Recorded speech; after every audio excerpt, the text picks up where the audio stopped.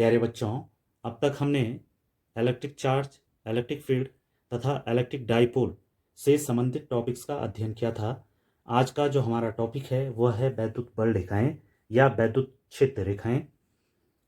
वैद्युत बल रेखाएं या वैद्युत क्षेत्र रेखाएं, वैद्युत क्षेत्र में वे रेखाएं होती हैं या वे काल्पनिक रेखाएं होती हैं जिनके अकॉर्डिंग कोई वैद्युत क्षेत्र में रखा गया परीक्षण आवेश या परीक्षण धन आवेश गति करता है।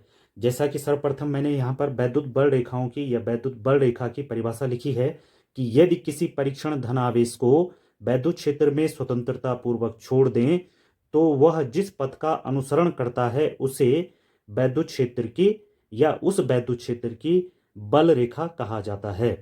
जैसा कि मैंने यहाँ पर जो पहला डायग्राम है ये दिखाया है, तो पहले डायग्राम में एक बड़े परिमाण का आवेश Q लिया गया है जिसका कि एक अपना वैद्युत क्षेत्र होगा। हम जानते हैं, जैसा कि हमने जो पिछला टॉपिक है उसमें वैद्युत क्षेत्र की परिभाषा के बारे में पढ़ा है, ये वैद्युत क्षेत्र के बारे में जान लिया है कि वैद्युत क्षेत्र जिसके किसी आवेश के चारों ओर वह क्षेत्र जिसके अंतर्गत कोई अन्य परीक्षण धनावेश आकर्षण अथवा प्रतिकर्षण के बल का अनुभव करे। तो यहाँ पर यह वैद्युत क्षेत्र वाला आवेश है, इसका परिमाण अपेक्षाकृत अधिक होगा। इसके वैद्युत क्षेत्र में हमने कोई परीक्षण धन आवेश रखा है तो यह आकर्षण अथवा प्रतिकर्षण के बल का अनुभव करेगा, जिसके कारण ये आकर्षित होगा, यह प्रतिकर्षित होगा अर्थात गति करेगा और गति के फलस्वरूप जिस पथ का अनुसरण करेगा, माना यह आकर्षित होता है और इस पथ पर आकर्षित होता है, तो यह किसके रूप में जाना जाएगा? वैद्युत बल रेखाओं के रूप में जाना जाएगा। यही जो है वैद्युत बल रेखा कहलाएगी।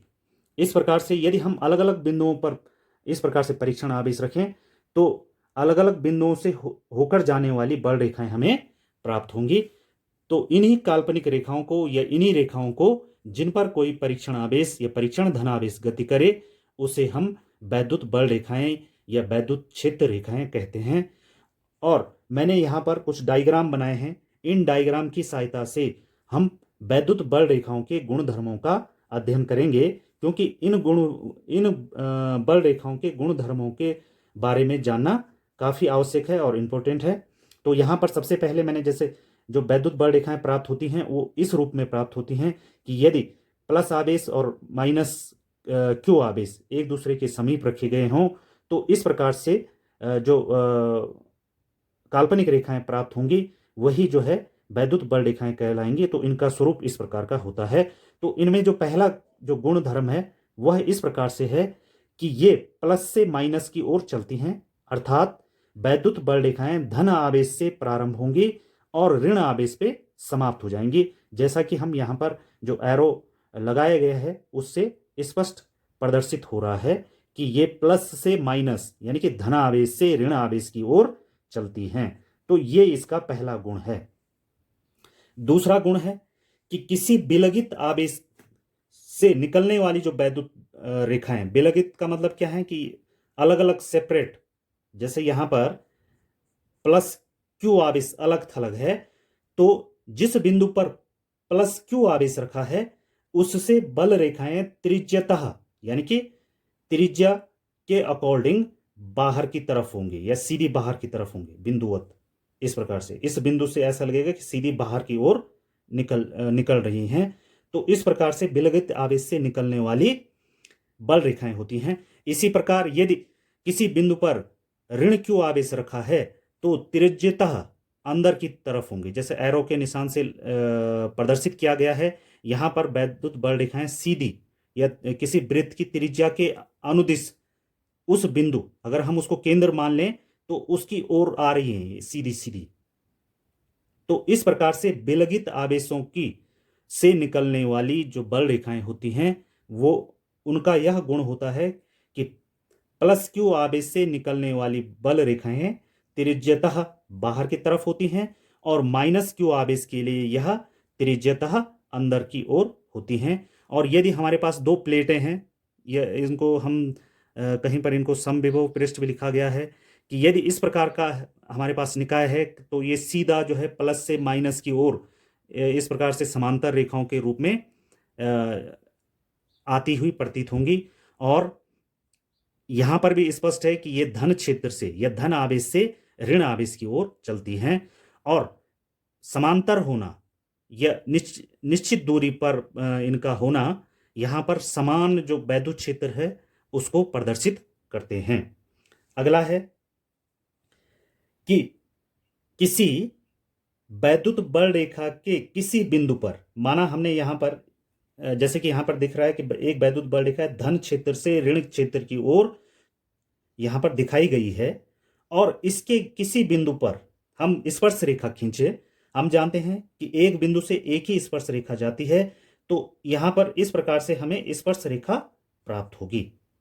और यहां पर जो स्पर्श रेखा प्राप्त होगी वह वैद्युत क्षेत्र की दिशा को प्रदर्शित करेगी। यानी कि किसी वैद्युत बल रेखा के किसी बिंदु पर खींचा गया या खींची गई स्पर्श रेखा उस बिंदु पर, जैसे यहां पर मैंने दिखाया है, यहां पर जो स्पर्श रेखा खींची गई है यह इस बिंदु पर उस वैद्युत क्षेत्र की, जिसके कारण यह बल रेखा बनी है, उस वैद्युत क्षेत्र की दिशा को प्रदर्शित करेगी।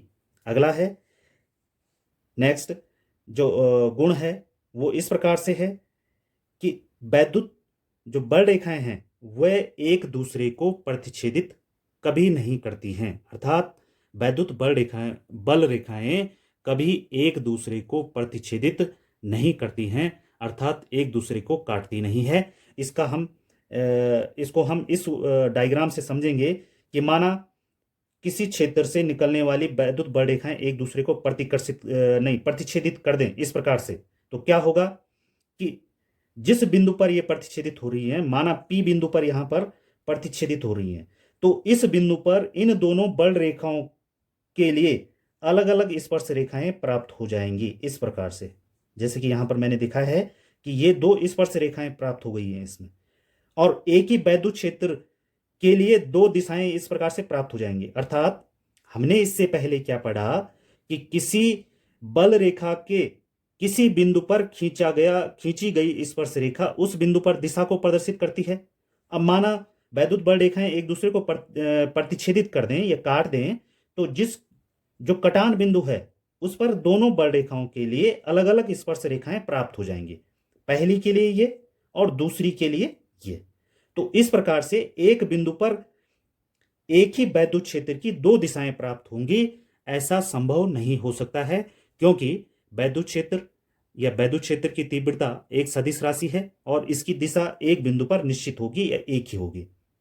तो यदि वैद्युत बल रेखाएं एक दूसरे को प्रतिच्छेदित करेंगी तो दो स्पर्श रेखाएं प्राप्त होंगी और वो दो दिशाओं को प्रदर्शित करेंगी, जबकि ऐसा नहीं होता है, एक वैद्युत क्षेत्र की एक निश्चित दिशा होती है।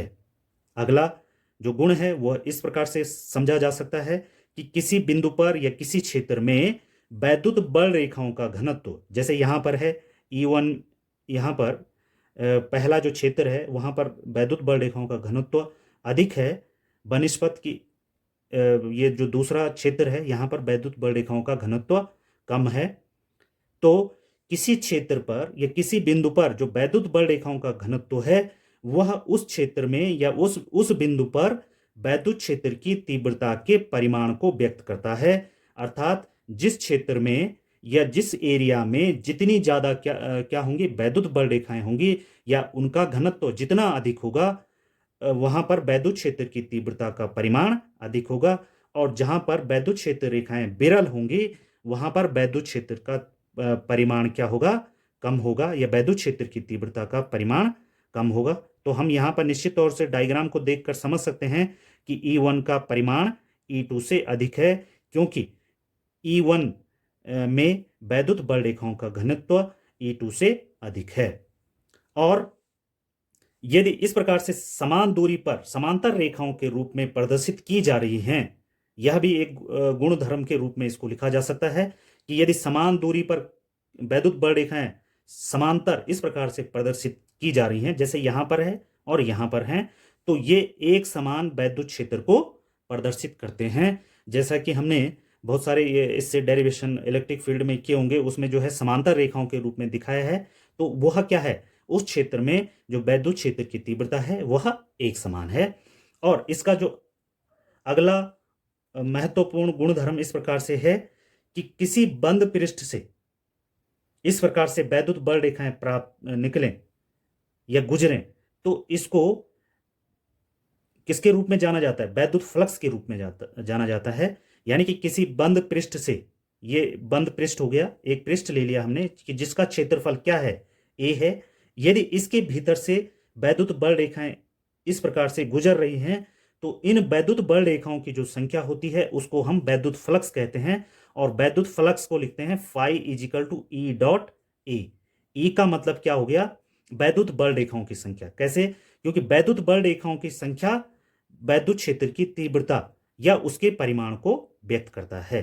तो इस प्रकार से किसी बंद पृष्ठ से जितनी वैद्युत बल रेखाएं जाएंगी तो उतना ही परिमाण उस बंद पृष्ठ से गुजरेगा और उनकी संख्या को हम वैद्युत फ्लक्स के रूप में जानते हैं। तो इसको हम phi is equal to E dot A लिखते हैं। तो इसकी जो परिभाषा है वो इस प्रकार से दी जाती है कि एकांक क्षेत्रफल के लंबवत गुजरने वाली वैद्युत बल रेखाओं की संख्या को वैद्युत फ्लक्स कहा जाता है और इसे फाई से प्रदर्शित करते हैं। और फाई इजिकल टू होता है ई डॉट ए। तो हम सीधा सीधा ये समझ सकते हैं कि किसी बंद पृष्ठ का मतलब क्या होगा? कोई घिरा हुआ क्षेत्रफल है, कुछ भी हो सकता है, कोई घिरा हुआ क्षेत्रफल। जैसे यहां पर ये पृष्ठ लिया मैंने, ये एक घिरा हुआ पृष्ठ है और इसके भीतर से जितनी बल रेखाएं गुजरेंगी वह वैद्युत फ्लक्स के रूप में जानी जाएंगे। जैसे ऐसे में ज्यादा से ज्यादा गुजरेंगे, हम तिरछा कर देंगे इसको, तो कम से कम बल रेखाएं इसके भीतर से गुजरेंगी। इसीलिए परिभाषा में ये लिखा जाता है किसी वैद्युत क्षेत्र के किसी एकांक क्षेत्रफल के लंबवत, यहां पर लंबवत स्थिति में अधिक से अधिक बल रेखाएं इसके भीतर से गुजरेंगी। तो इसी को हम वैद्युत फ्लक्स कहते हैं। अर्थात यह स्पष्ट है कि किसी बंद पृष्ठ के भीतर से गुजरने वाली बल रेखाओं की संख्या वैद्युत फ्लक्स को प्रदर्शित करती हैं। तो यह है वैद्युत बल रेखाएं तथा उनके गुणधर्म।